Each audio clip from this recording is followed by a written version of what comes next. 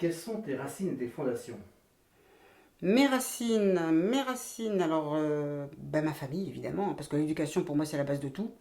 Donc mes racines c'est le premier cercle, c'est-à-dire les parents et en l'occurrence, enfin les frères et sœurs, en l'occurrence mon frère. C'est ce qui te construit, c'est ce qui m'a permis de devenir celle que je suis après, parce que quand les fondations sont là, pour moi c'est ça, c'est les trois premiers là, et c'est ce qui te permet de te construire et de grandir par la suite. Mm. Qu'est-ce que tu peux nous dire de tes parents? Mais qui sont décédés, voilà, donc là on a trouvé plus drôle. Mes parents, un couple normal, une famille normale, qui s'engueule, qui se réconcilie, avec qui on part en vacances.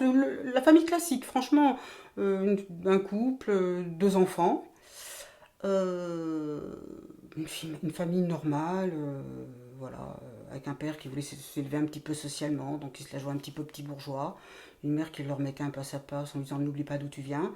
Et puis nous on grandit avec ces valeurs-là, tu vois, celui qui essaie d'aller vers le mieux, celui qui dit n'oublie pas d'où tu viens, n'oublie pas. Donc je pense que c'est ça aussi, pareil. Et puis sinon, bah oui, ils sont plus là, donc de toute façon, ils entendront pas, ils verront pas, je peux dire ce que je veux.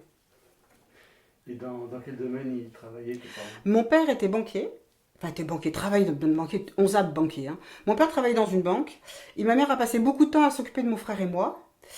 Et après, quand on a grandi, qu'on a attrapé l'adolescence, elle s'ennuyait à mourir toute seule chez nous. Donc elle s'est bien travailler aussi, mais comme elle n'avait pas de formation particulière, elle est devenue plutôt un petit peu être comptable, machin, machin, dans différentes entreprises aussi. Et puis, euh, et puis ça la réjouissait bien. Mais on était encore à l'époque, alors là je vais digresser, on était encore à l'époque où c'était les années 70-75, mais que vont dire les gens? Ils vont dire que je ne suis pas capable de nourrir ma famille. Moi j'ai connu ça. D'où des engueulades infernales. Et maman qui s'est battue, qui s'est dit non, mais de toute façon, moi je m'ennuie chez moi, je veux faire quelque chose. Et comme elle n'était pas du genre à aller au tennis club ou au machin club, etc., elle a préféré travailler pour rencontrer des gens, elle bossait à mi-temps, ça lui faisait la garde-robe et tout, elle était ravie. Puis voilà. Et après, mon père a très bien compris quand on lui a montré, enfin, même nous, enfants, on lui disait, mais regarde, Madame Machin, elle travaille, Madame Intel travaille, oui, mais c'était les femmes des autres. C'était pas la sienne. Voilà, mais sinon une famille tout à fait normale, qui avait la chance de pouvoir manger tranquillement, de pouvoir aller en vacances, de pouvoir s'acheter ce qu'il fallait au quotidien, sans du tout être dans le luxe, mais normal, ce que je qualifie dans la moyenne, quoi, en fait. Donc tu as passé la majeure partie de ton enfance dans les Alpes, un Ah petit oui, peu. oui, à Gap, très précisément. À Gap, à découvrir le ski, la montagne, les randos.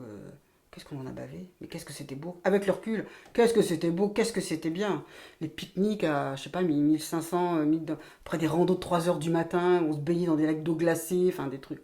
Non, c'était vraiment très sympa. Belle enfance, ouais, ouais.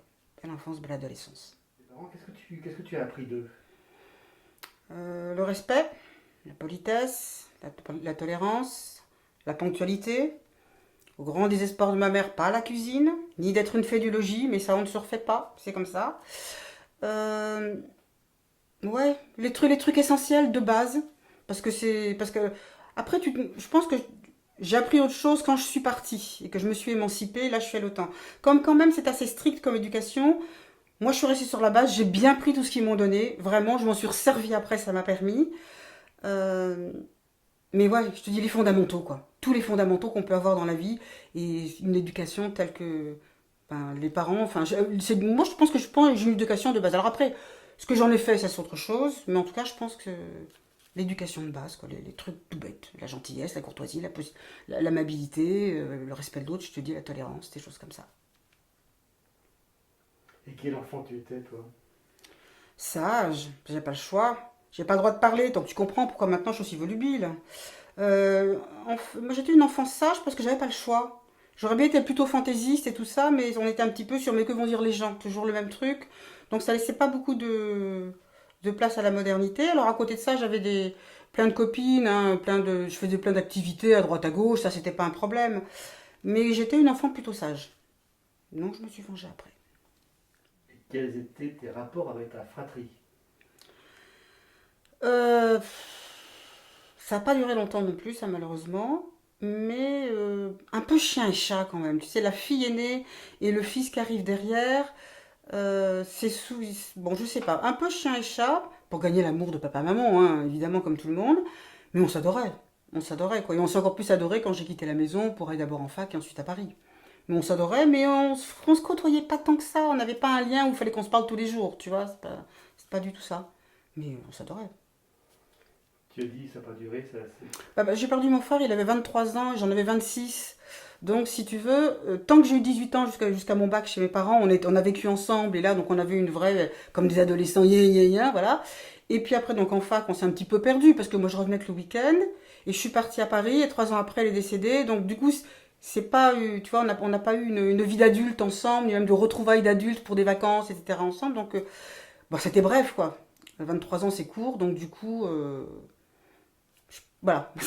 Pour moi, ça s'arrête presque à mes 18 ans, puisqu'après, on s'est vu que puis lui, il avait pris de l'âge, il avait grandi aussi. Donc, les week-ends, je venais, on se croisait, on se voyait pas, on n'avait pas ces relations que peuvent avoir des frères et des sœurs, comme on peut avoir dans toutes les familles, quoi, en fait. C'est ça.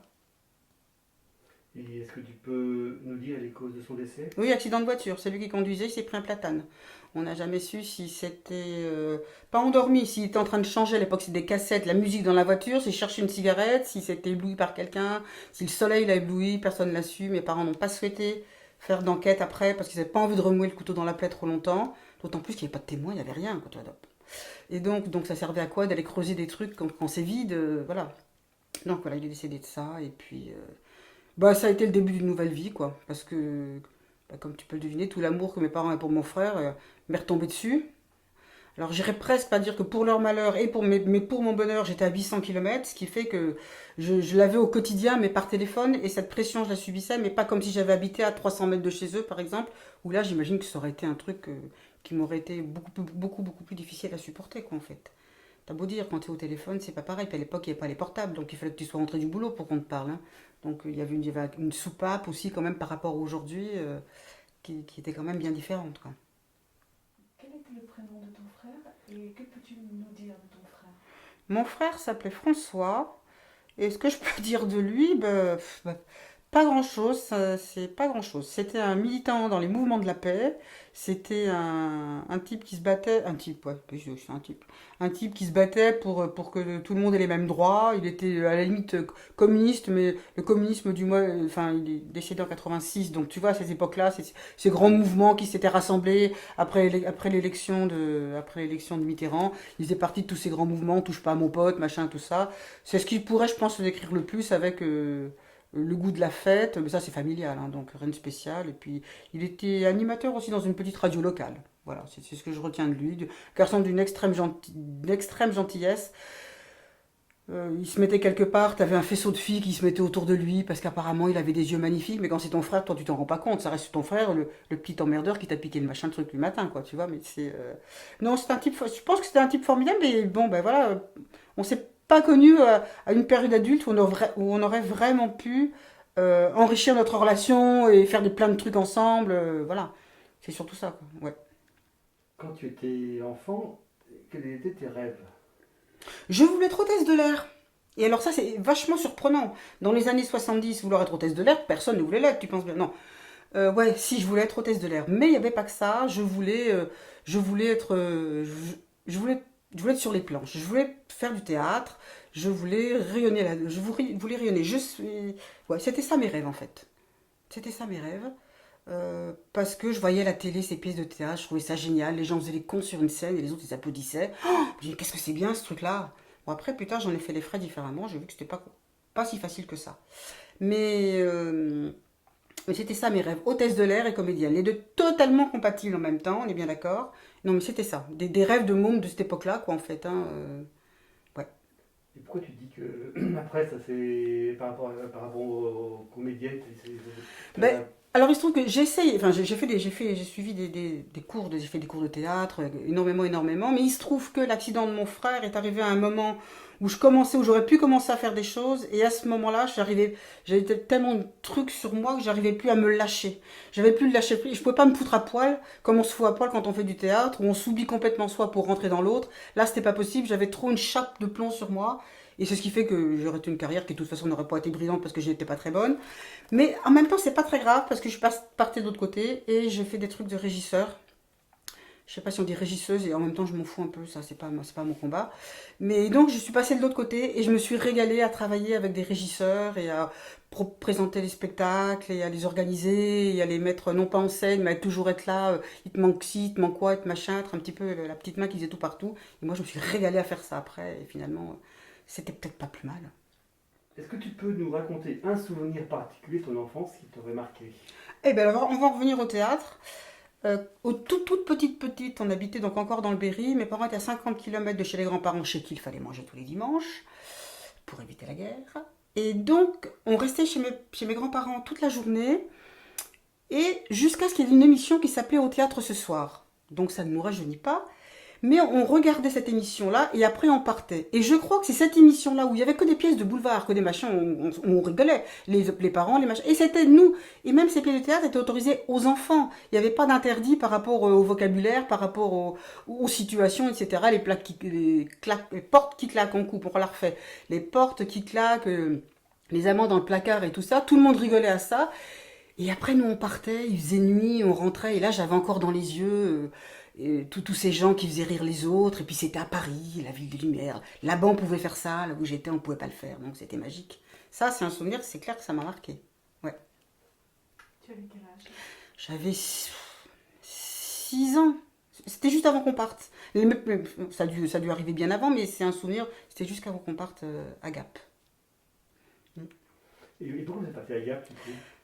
Alors là, voilà, c'est encore un truc intéressant. Enfin, c'est intéressant, je sais pas.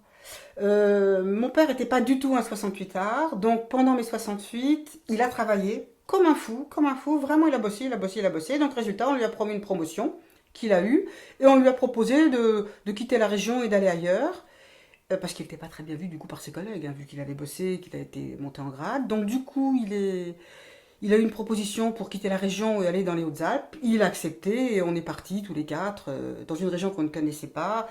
À une époque où mettre 600 km de distance entre sa famille et soi, c'était pas évident, ça n'a pas été pour eux. Nous, on ne se rendait pas rendu compte parce qu'on s'est fait des copains vite fait, mais ouais, pour des raisons professionnelles de mon père. Ouais, ouais.